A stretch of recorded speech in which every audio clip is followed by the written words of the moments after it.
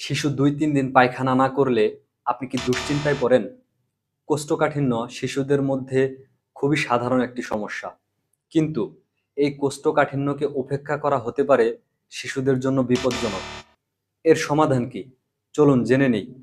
শিশুর কোষ্ঠকাঠিন্যর সময় আপনি কোন পদক্ষেপগুলো নিবেন? এই সময় শিশুকে প্রচুর পানি পান করান।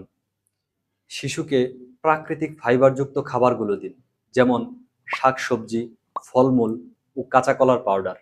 এবং শিশুকে দিনে অন্তত ৩০ মিনিট খেলাধুলা করতে দিন। সমস্যা যদি দীর্ঘস্থায়ী হয় অথবা শিশুর পেট ফুলে যায়, তাহলে অবশ্যই ডক্টরের পরামর্শ নেবেন। সোনামণিদের খাবারে নিয়মিত প্রাকৃতিক হজম বান্ধব খাবার রাখুন, যাতে করে শিশুদের পেট পরিষ্কার থাকে। শিশুর পেট রাখুন পরিষ্কার, শিশুকাল হোক হাসিখুশিময়।